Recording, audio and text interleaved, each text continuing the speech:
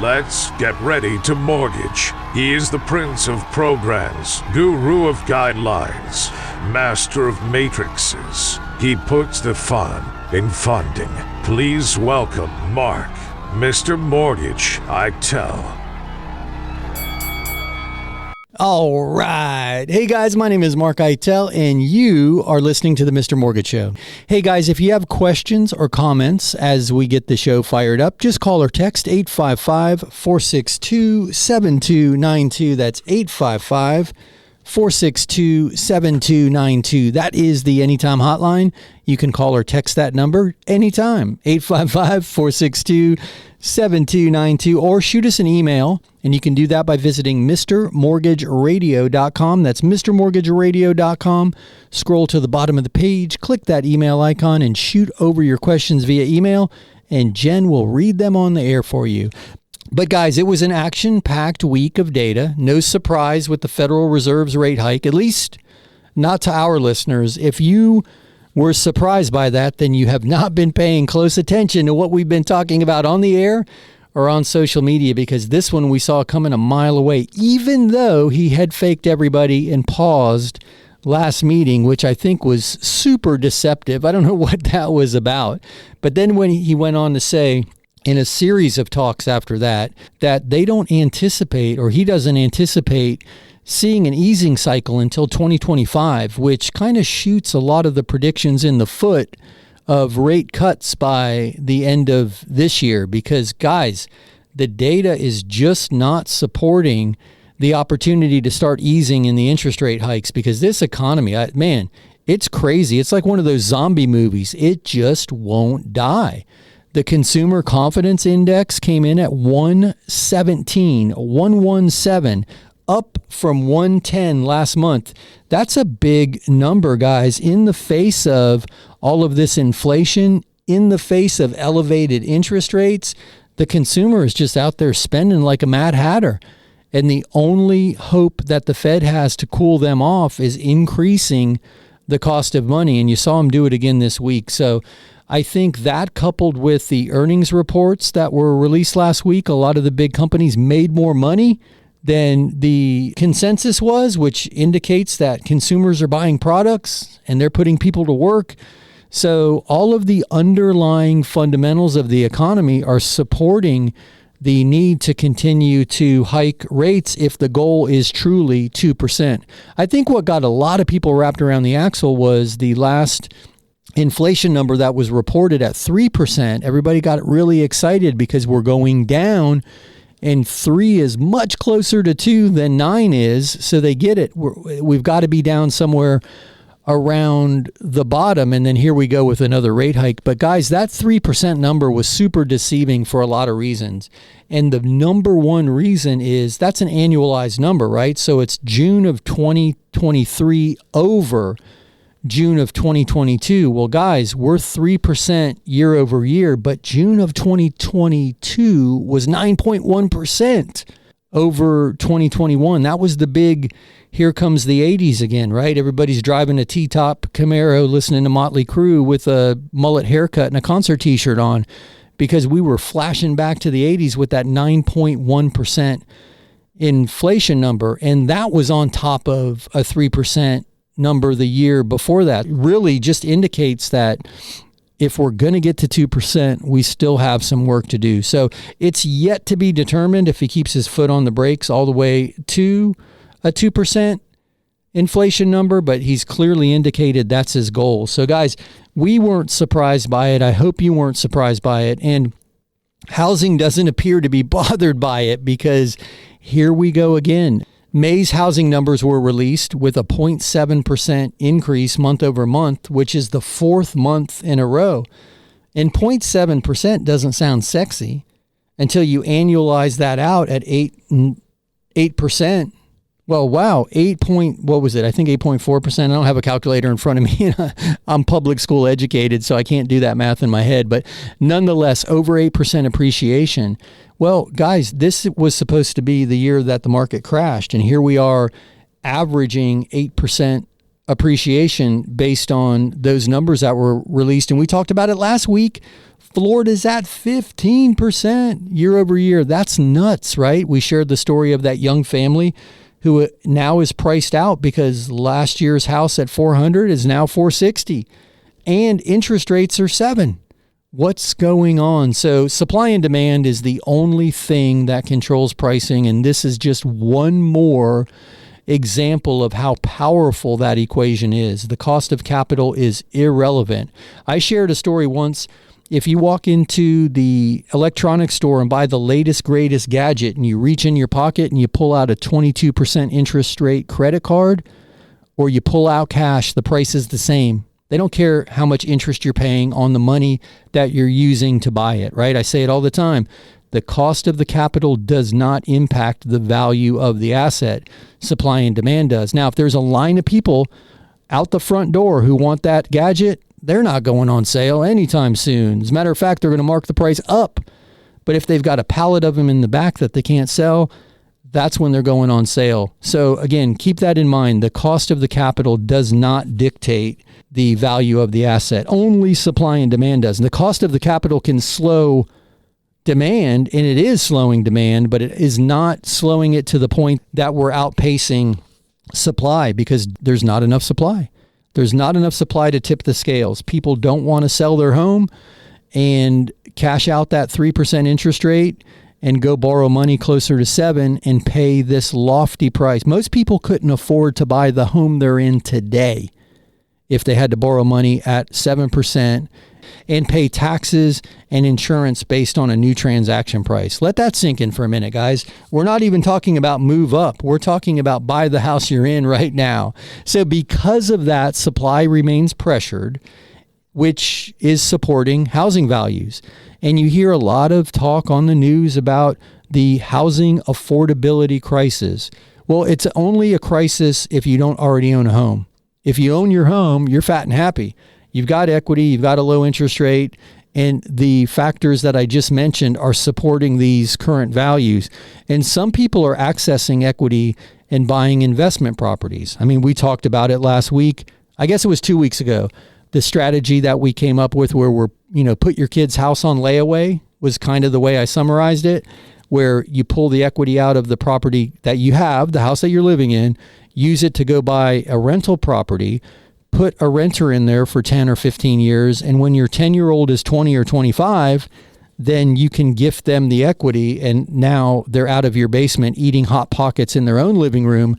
But more importantly, you've given them a tremendous leg up in life. And you did that by allowing the renter to create the equity for you. And it didn't cost you anything in the grand scheme of things because you traded equity for equity and you gift the equity to your child in 10 or 15 years. So if anybody wants to talk about that, we're getting a lot of interest in that as an idea, and I find that super, super exciting. So anyway, guys, I just encourage everybody to look for the opportunity. Guys, I'm not blindly optimistic. I'm not rosy sunshine over here. I'm just not seeing the big housing crash setting itself up that everybody's been talking about. And we can dive into it. It's a very different market than '08. I was here then. It feels the same, but the fundamentals are different. And there's just not the teeter-totter at the moment that everybody's been anticipating. So guys, you hear the music? I'm anticipating a break. We'll be right back after this very short break to continue the Mr. Mortgage Show. So you think interest rates have gotten too high to refi? Well, not so fast. There are several reasons people refinance. Sure, lowering your interest rate is one, but there's debt consolidation, home improvement, unexpected medical expenses, pulling out some equity to go buy an investment property. Heck, I even know of one guy who refinanced his house so he could buy his mistress a condo. But let's jump back to debt consolidation for a minute. I'm working with a client right now. His name is Ben. He's going to refinance his house, pay off a host of credit cards and 2 truck payments. And yes, his mortgage interest rate is going to go up, but his monthly expenses are going to go down significantly. And that monthly savings is going to get he and his family back on track. Guys, if you've got questions, check us out at mrmortgageradio.com. That's mrmortgageradio.com. My name is Mark Eitel, NMLS 1929005. I host the Mr. Mortgage Show, and we are always here and happy to help. Check us out at mrmortgageradio.com. Welcome back to the Mr. Mortgage Show. Call us now at 855-462-7292. All right, we are back. My name is Mark Eitel, and this is the Mr. Mortgage Show. Guys, if you have questions or comments and you want them on the air, just call or text 855-462-7292. That's 855-462-7292. Jen is womanning the Anytime Hotline, and she will get you on the air. Again, call or text that number, 855-462-7292, or just visit mrmortgageradio.com. mrmortgageradio.com. Scroll to the bottom of the page, click the email icon, and you can send her your questions via email, and she'll read them on the air for you. But hey, speaking of Jen and your questions, we've already got a few lined up back there. I think the natives are restless today. There's a lot of confusion and a lot of questions around what is going on. I thought the Federal Reserve was done raising rates, and here we go again. Guys, I'm happy to deep dive that or any specific mortgage questions that you have. Our goal is to give you the tips, the tricks, the strategies, the answers to your questions, and all the info that you need so you can make better real estate and mortgage decisions for you and your family. So let's throw it over to Jen and get to the questions right now. Go ahead, Jen. Jerry sent us an email. How much are we typically able to borrow with a reverse mortgage? We don't have a mortgage now. Hey, Jerry, that is a great question. We get it often. Everybody wants to know how much equity I can access. Is this even worth the effort? So sadly, there's not a hard and fast rule. The things that dictate how much equity you can access are your age, right? The interest rate, and obviously the value of the property, and are there any liens? But you mentioned there's no current mortgage on the property. So there is a rule of thumb. It's typically around 50%, but I say that cautiously because it could be 45%. It could be 55%. It all has to do with your age and the current interest rates for the reverse mortgage. If you have a $500,000 house, you're looking at somewhere around $250,000, and the closing costs associated with the reverse would be taken out of that. And then, of course, whatever mortgage, first, second, or any liens that are on the property would have to be paid out of that as well. And then the rest would be available to you in the form of an equity line. Essentially, it's like a credit line. It's actually earning interest for you, though, or you can receive monthly payments or one lump sum or a combination of that. So typically somewhere around 50% is going to be where you'll land. But I encourage you to visit mrmortgageradio.com and click that more about reverse link, and we can start the dialogue. And I'm happy to run very specific numbers for you. I don't have to pull your credit. I just need the property address. I need to know if there's a current mortgage on the property, and then your birth date. I don't need a social, though. I don't have to pull your credit, to give you a much better idea of how much equity would be available to you. And I'm happy to do that for you if you'd like. So great question. And guys, we're talking to more and more people about reverse mortgages. And I'm not going to go into my personal journey down the reverse mortgage road. I got involved because of a family member. But man, it's an amazing product for the right person. But it's just a tool. And I say it all the time. It's not a tool for every job, right? It's a hammer. You can build a house with a hammer, but you can tear a house down with a hammer. So the reverse mortgage is a fantastic tool for the right person in the right scenario, and it can change your life significantly for the better. And I love these conversations. So I encourage you to visit mrmortgageradio.com, hit that more about reverse link, and then let me do the calculation for you. But I appreciate it. Hey, Jen, do you have another question? Valerie sent us this. I was on the FSBOzilla website but can't download the book. Is it possible to download it on my Kindle? I wish. You know what, Valerie? You just gave me an idea. I'm going to submit the book to Amazon and see if that's Kindle is Amazon, right? Yeah. Anyway, great question. There should be a red bar underneath the book reader because it's a flip book online, right? So go to the flip book page and there's a big red bar. If you click that red bar, you can put your email address in there and they'll send you the book as a PDF, and you might be able to transfer that file over to your Kindle reader if you prefer. but they'll also send you the 4 do-it-yourself guides. One is on how to take awesome listing photography with just your cell phone camera. And I'm sure there's a photographer out there saying, yeah, it's not going to be as good as mine. I get it, but you can get a great photograph out of a cell phone camera. It's certainly not as good as a pro, but you can definitely get the job done. There's a guide on how to do it. There's a guide on the recommended little fixes and touch-ups a lot of people overlook that come back later in a home inspection. That's a second guide. There's a guide on staging and decluttering, and then one on creating the curb appeal. That'll make a big impact. So you'll get the book and the 4 do-it-yourself guides if you go to FisboZilla and click on the red bar. And guys, if you're out there curious, if this is the first you're hearing of it, not too long ago we launched this program to help for sale by owners, FSBO, often referred to as Fisbo, and then I just threw the Zilla in there because I like the Godzilla monster, and the title of the book is FisboZilla, the Commission Killer, because a lot of people are going the for sale by owner route and foregoing that big commission. And at these sales prices, man, these are real numbers. We talked about the average salary in this country was somewhere around $55,000. Well, on a $500,000 property, you could pay upwards of $30,000 in commission. That's a half a year's salary for somebody. So it's the do-it-yourself route's not right for everybody. But if you are inclined to give it a shot, that FisboZilla resource was created for you. No cost, no obligation. It's out there. Check it out. Let us know what you think. You can find the link to that at mrmortgageradio.com. But Valerie, thank you for that question. I hope that helps, and maybe that's the way to get it over to your Kindle. But I appreciate it.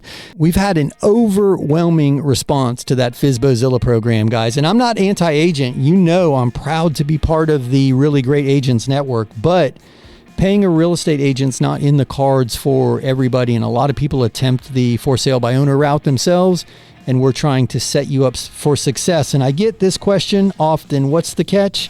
Guys, the only catch is I want to be the mortgage guy.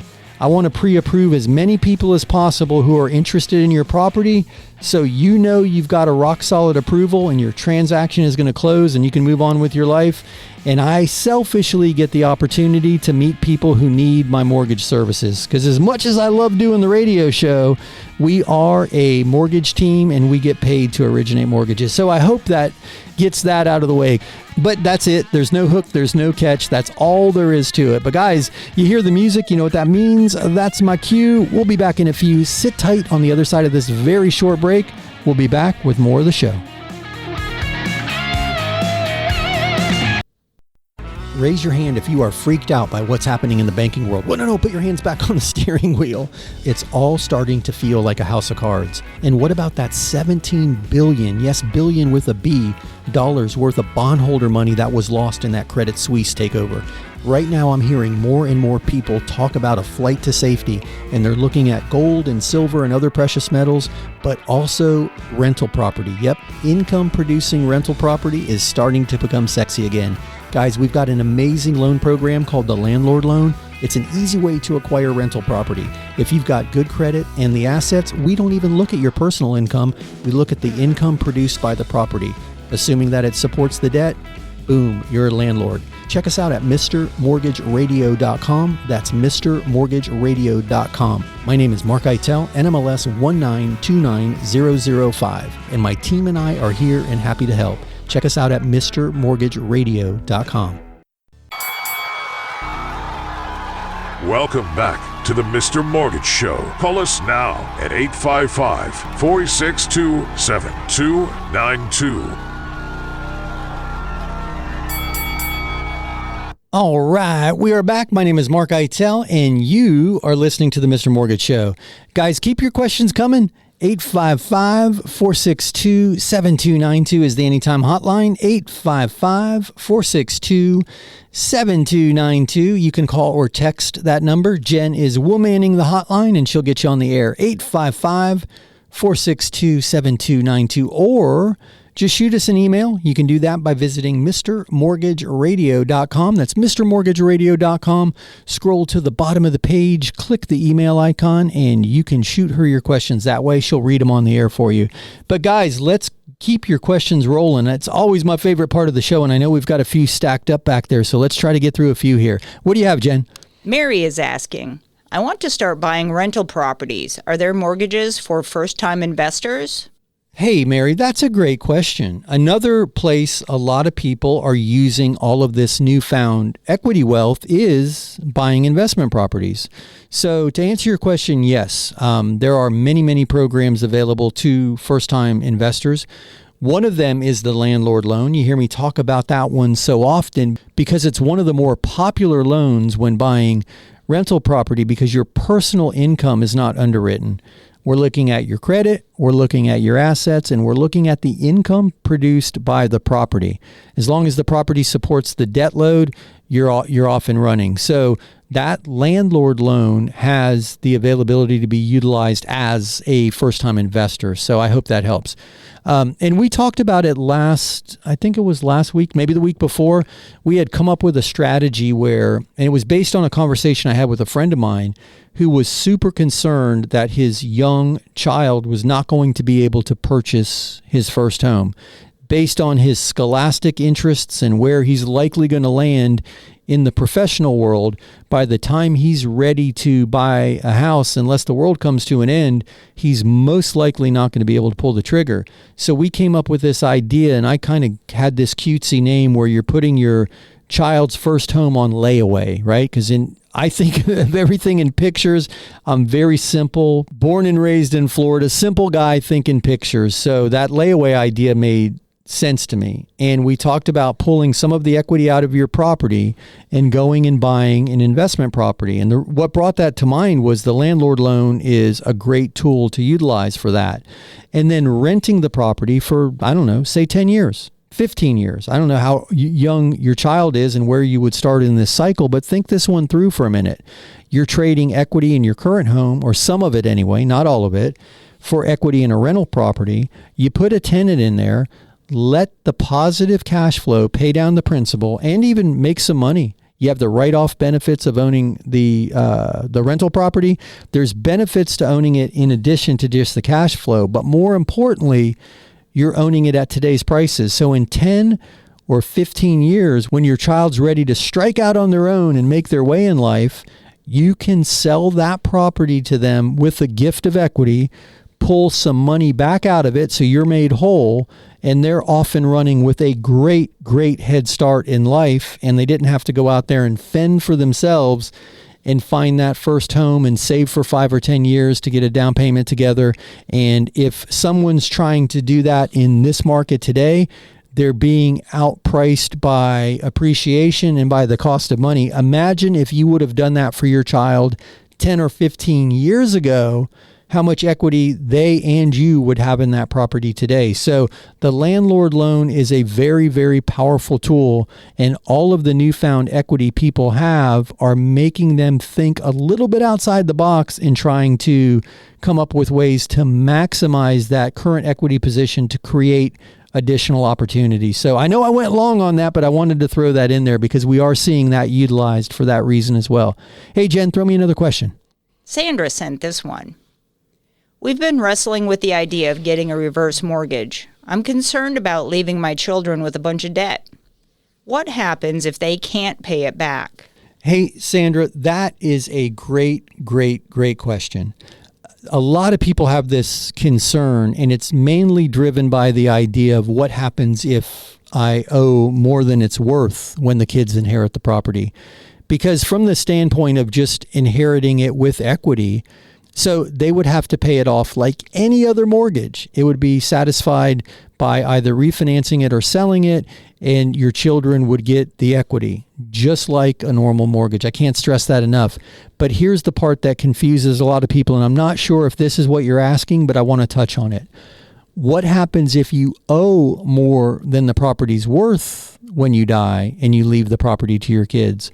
Are they then stuck with the debt burden? Do they have to satisfy the negative equity position? The answer to that is no. It's a federally insured loan program, and they can slide the keys across the desk to the bank, and the bank deals with it. It's a federally insured loan program administered through FHA. you buy a mortgage insurance policy as part of the closing costs, and that prevents a negative equity position being passed down to your children. And that applies if you have a lot of other assets as well. You're not going to have to sell this to pay that. The reverse mortgage itself is non-recourse in that sense. So I hope that answers that question. And guys, we are talking to more and more people about reverse mortgages, primarily, as I mentioned earlier in the show, because the fixed income senior is just drowning in all this inflation. And if that's you and you want more information, go to mrmortgageradio.com and click on the More About Reverse button, and you can start the dialogue there. There's a short video. You can request the booklet. It's no pressure, no obligation. We are happy to have the conversation with you. Guys, if you've heard my story, I got involved in the reverse mortgage space because my mother was considering a reverse mortgage, and I wanted to learn everything I could about it. And I dove headfirst into it and got certified in the space. And I love the loan product, but it's not right for everybody, and it's certainly not right at every time. So let's have a conversation if you're truly considering it. Hey, Jen, throw me another question. Tony is asking, if we use the rec refinance to pay off our credit cards at the closing, are we able to keep the cards or do they get closed out? You're one of those consumers that make up that 117 index this month, right? You're ready to go spend again. No, sir, you do not have to close those out. You can keep those accounts open. Guys, what Tony's talking about is the rec refinance allows you to qualify for your refinance based on your future reduced debt to income after you pay the credit cards off. Unlike a home equity line of credit, we're talking to more and more people who don't qualify for the equity line because of their debt load. And we're able to say, okay, we're going to pay off the Discover, we're going to pay off the Visa, and we're going to pay the car payment off at closing. Then we can subtract all of that debt from your debt to income ratio. You now qualify. The caveat is it does have to be paid at closing. But Tony, to answer your question, you do not have to close those accounts out. I hope that answers the question. Keep them in the freezer, though. Be very careful not to run them back up. But hey, guys, you hear the music? You know what that means? That's my cue. We'll be back in a few. Sit tight on the other side of this very short break. We'll be back with more of the Mr. Mortgage Show. Have you recently gotten a mortgage approval and now you're wondering, how do you know if it's a good deal? I mean, the wrong decision can cost tens of thousands of dollars in fees and interest rate. Is any of this negotiable? Is this a good rate? Guys, it's Mark Eitel, host of the Mr. Mortgage Show, and we are happy at no cost or obligation to you to take a look at that fee sheet for you. We'll go line by line through it, and one of three things will happen. One, we may congratulate you on getting an awesome deal, and then you can exhale and move forward knowing you did great. Or two, we may be able to point out some places in that fee sheet that you can go back and renegotiate a better deal with your current lender. Or three, and guys, this one's my favorite, we may be able to offer you even a better deal, saving you in fees or interest rate or both. Guys, there's no obligation. Just go to mrmortgageradio.com. That's mrmortgageradio.com. Click on that fee sheet review icon and we'll do the rest. It's Mark Eitel, NMLS 1929005. Welcome back to the Mr. Mortgage Show. Call us now at 855-462-7292. All right, we are back. My name is Mark Eitel, and you are tuned in to the Mr. Mortgage Show. And I know we got some questions backed up there, so we are going to rip through a rapid round of questions. But hey, if you've got questions or comments and you want to squeeze them in, 855-462-7292 is the Anytime Hotline, 855-462-7292. You can call or text that number, or shoot us an email, and you can do that by visiting mrmortgageradio.com. That's mrmortgageradio.com. Scroll to the bottom of the page, click that email icon, and Jen will get your questions on the air. But hey, speaking of Jen, let me throw it her way and keep this thing moving. Jen, what do you got? Max sent us this. Why do you think a permanent rate buy down is better than a 3-year buy down? Doesn't it make sense to save more now and refi later? Hey, Max, that's a great question. On the surface, it's an easy answer. Yes. If you know rates are going to go back down. So let's talk this through, because I had this conversation a lot last year. About this time, we were creeping up towards 7%. And we clipped 7%. And people were talking about a temporary rate buy down. I'm going to buy the rate down. In a 3-2-1 buy down that Max is talking about, you buy the interest rate down 3% the first year, 2% the second, 1% the third, and then it resets to where it started. And it acts a little bit like an adjustable rate mortgage, but it's a completely different animal, because once it's back, it stays there. It's a, fixed rate, fully amortized loan. So don't get the two confused, but they do feel a lot alike. Here's my thing, Max. What if rates don't go back down? And then now you're stuck with a 7% interest rate when maybe you could have negotiated with the seller for some help on the buy down and gotten a rate of 6%. Or maybe you got lucky and you caught it on the right day and you got 5.875%, right? Now you don't care what happens to interest rates in the future. If they go back down to 4, great, you can refi. But what if they go to 8? What if they go to 9? You're sitting down in the high 5s or the low 6s, way, way ahead of the game. So I'm not arguing against your logic. I totally understand it. And if you know rates are going to come back down, if you know something that's certain, it's a great strategy. I'm just super conservative because of what I saw happen in the market with payment shock. And what I mean by payment shock is, even though you qualify for the mortgage at, let's say at 7%, and you use the 3-2-1 buy down, which means year one, your interest rate is 4%. Man, that's super attractive. But human nature says, okay, I can afford a jet ski. I can afford a small RV. I'll get it paid off in the first 3 years. Well, next year, your interest rate's 5. And then it goes to 6, and then it goes to 7. And now you're in a position where, like the previous caller, you're doing a rec refi to bail yourself out because you thought interest rates were going to go back down. I'm not saying they're not. I'm not of the mind that they're going to go down to 4, and I'm not of the mind that they're going down as far or as quickly as people think. So it's not a bad idea if your strategy is short term, or if you've got a different level of certainty about where rates are going to be. But brilliant question. I'd love to talk it through with you if you're open to that. Just call or shoot me a text. We'll set up a time to jump on the phone. But I appreciate that one, Max. Thank you for shooting that over. Hey, Jen, throw me another question. Rich sent us an email. Can I use my VA loan to buy a $1.3 million home in Jacksonville, Florida? Is this still a 0 down payment loan? Hey, Rich, brilliant question, my man. The answer to that is yes and yes. So a lot of people assume there's a cap on how much you can borrow. We have a wholesale channel that allows us to go to 3 million and another that allows us to go to 5. Now those change from time to time, but right now you can get up to 3 million pretty regularly. 100% financing, VA rates. It's a wonderful option. Now there is a funding fee unless you're disabled, but there's no mortgage insurance with the VA loan, and you are able to borrow, in this case, $1.3 million on a $1.3 million purchase, which makes it super attractive when you price the VA loan against a jumbo loan. The VA's winning hands down. So assuming that you qualify for the loan, you can be fully underwritten for the loan from a DTI standpoint. There's no restrictions that are going to prevent you from buying a $1.3 million house. So I hope that helps. And if you need more information, please reach out to us. Thank you, sir. Hey, Jen, toss me another question. Mickey sent us this. Do you think a HELOC is a better option for debt consolidation if we have a mortgage rate at 4.125%? Hey, this one is a fantastic question.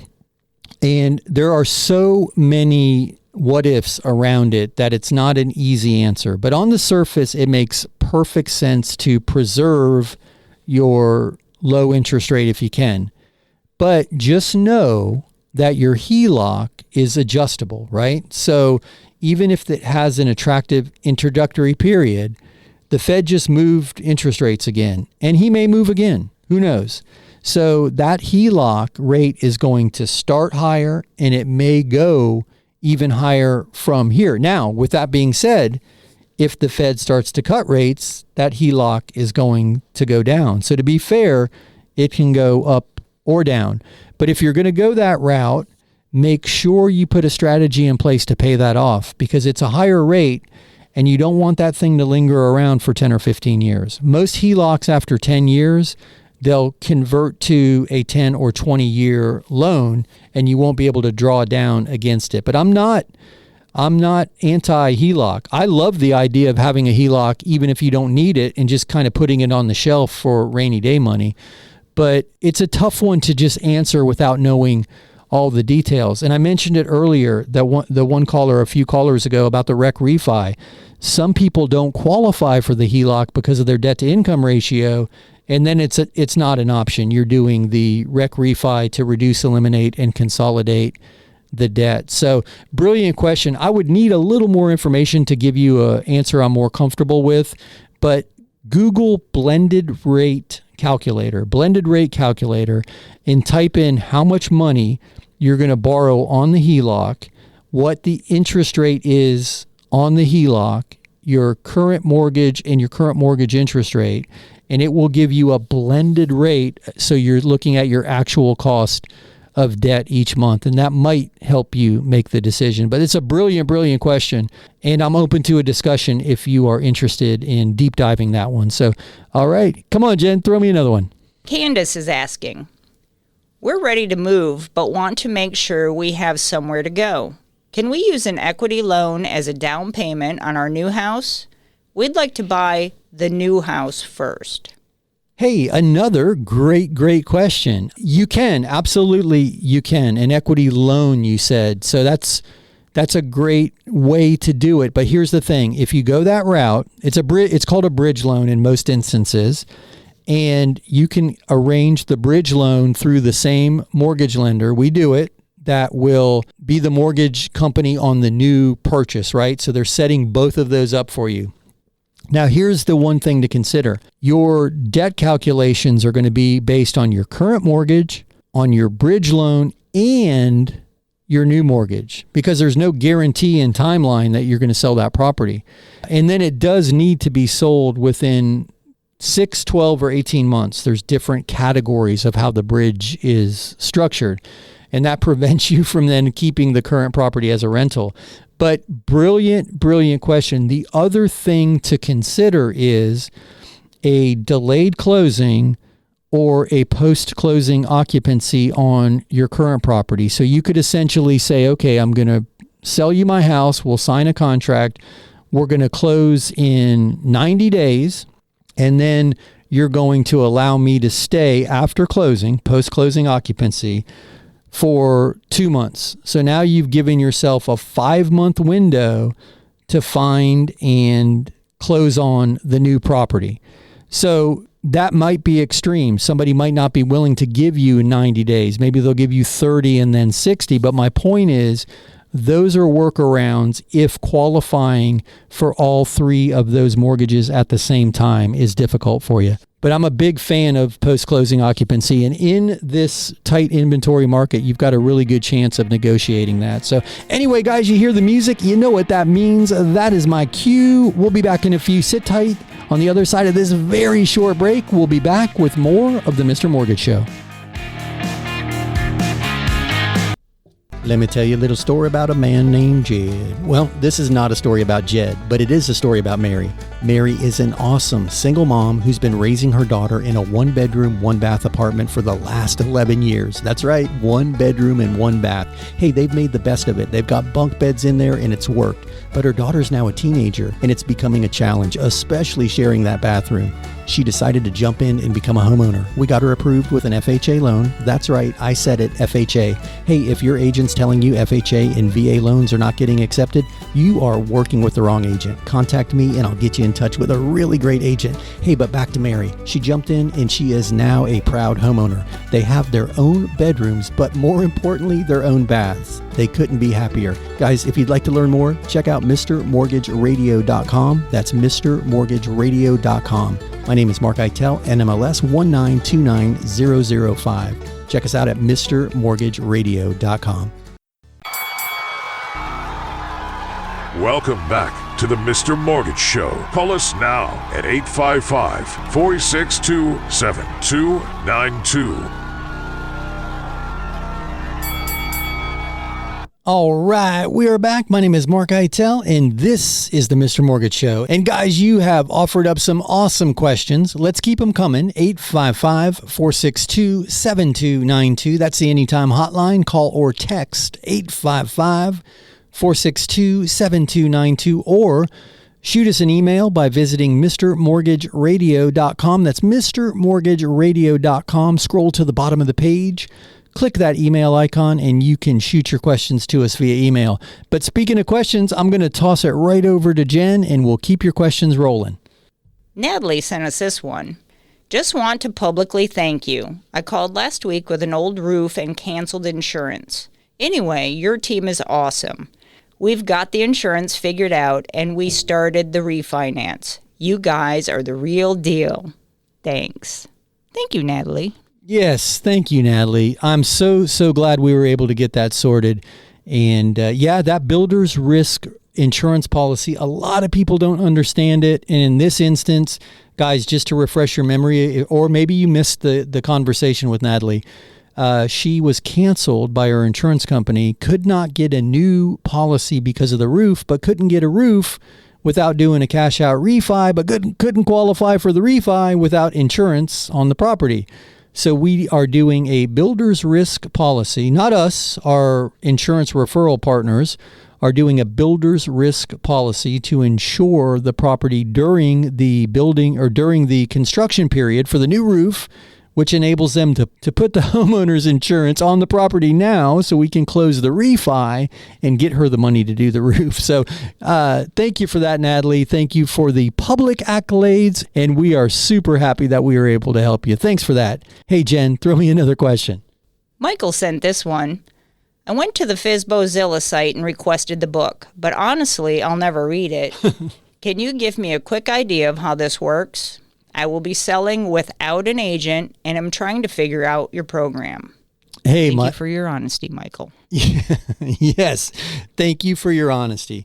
Man, I've got a whole bookshelf of books that I will definitely read one day, but I get all excited.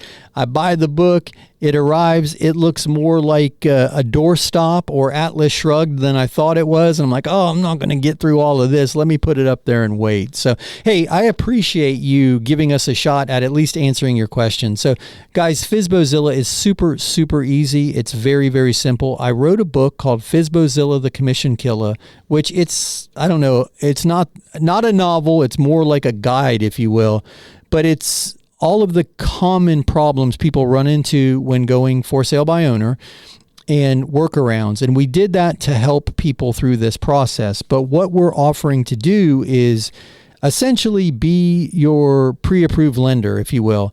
And we'll field the phone calls and make sure everybody is approved. And we do that quite simply by asking the hard questions to the person who's inquiring about the property. And if they're already approved with another lender, that's fine. There's zero conflict in that. We do ask them to shoot over their approval so we can review it and make sure that it is truly a DU or LP approval. And I'm not going to bore you with all of the differences, but it's hugely different if you're in contract with somebody that you've got the most solid approval possible. And if they are, we bless it and congratulate them, and you show them the property, and hopefully they buy the house. If they don't, we want to pre-approve everybody else who calls so you know that this is a rock-solid buyer who can close. But here's the cool thing. You don't have to show your property to anybody who's not approved. You already have alleviated that. And then we've got all kinds of strategies that we've built into the program where you show your property for a 2-hour window once a week to pre-scheduled approved buyers only. There's a ton of stuff that we've put together to make your life easier. And guys, the reason we're doing this, it's not charity. I get to meet people who need mortgages, and that's my business. So I'm happy to help. My team is happy to help because we want to pre-approve as many people as possible. So Michael, that's the program in a nutshell. We've put together many, many other resources. I mentioned the guides earlier. There are title companies, title attorneys, transaction coordinators, home inspectors, value report. We'll run a value report for you so you know what your property is likely to appraise for, so you ensure that it's priced correctly. So, Michael, give me a shout after the show, or Jen, if we have, okay, I'll shoot you back a quick email and then we can jump on the phone together, or do it via email. I'll answer any additional questions that you have. I want to keep it rolling, though. Thank you for that one, Michael, and thank you for your honesty. Meredith has a question. What happens in a reverse mortgage to our unused equity line if property values decline? Hey, Meredith, that's a great question. It's your money. It's not really an equity line. I call it an equity line because you draw against it as you need it. But once you close the loan, that's your money. So if property values go down, the bank's not happy, but you're fine. That's your money. They can't take it away from you. So brilliant question, though. I appreciate that one. Jen, throw me another question. Hope wants to know. I've accepted a new job and wanted to take a month off before starting, but my brother told me a gap in my work history will be a problem when I try to buy next year. Is this true? How long can I take off? Thanks. Hey, Hope. Brilliant question. And your brother is not incorrect. It could be a problem. So let's stick with FHA for a minute, because I don't know what program you would apply for, because they all have slightly different requirements. But with FHA, you'll need to be on the new job for at least 6 months before you apply. Then you would have to have 2 years work history prior to the gap. So if you've got 2 years uninterrupted work history and you want to take 30 days and you're not going to apply for a mortgage until you're 6 months at the new job, then based on the guidelines, you should be okay, if that makes sense. If there are other employment gaps that require additional explanations, then I would need to know that. But if you've got 2 years of consistent history, a 30-day gap, 6 months on the new job, and then you apply, as far as FHA guidelines are concerned, you should be fine. So hope that helps. Thank your brother for giving you some good advice. All right, Jen, throw me another question. Dennis just sent this. Okay, so your idea about buying a rental and then gifting it to my son later made a lot of sense to me. How does the gifting of equity work? Will I be able to pull some money out when I gift it to him? So this is a great question. And man, I'm excited that you were paying attention. So to answer your question, yes, you can pull some money back out when you sell the property to him. You don't have to gift him all of the equity, is what I'm saying. So you as the seller can gift him just enough to get him qualified, and then you can pocket the rest in the form of capital gains. So to answer your question, yes, you can definitely pull some money out for yourself. So I hope that helps, and I would welcome the opportunity to talk about this in length. If you're seriously considering it, I'm happy to help any way I can. And thank you again for the question. I'm super excited that this made sense, because I think this is an opportunity for people to capitalize on their newfound equity and set their kids up for success instead of watching them struggle later. And let's say your kid is never ready to buy. What's the worst that happens? You've got a rental property that's performed hopefully well for the last 10 or 15 years. So brilliant question. And guys, this strategy is getting attention because home values are very, very sticky, even in the face of these interest rates. And parents and grandparents are super concerned with how their kids are going to get, or grandkids are going to get started in that very first house. So appreciate that one. But guys, you hear the music, you know what that means? Man, oh man, we have wrapped up another week right here at the Mr. Mortgage Show. Guys, if you need us during the week, MrMortgageRadio.com, MrMortgageRadio.com. Everything's there, from the Facebook page to the reverse mortgage stuff to FSBOzilla, everything. MrMortgageRadio.com. All right, guys, have an awesome week. Jen and I will be back next week right here. Same bat time, same bat station. Be good.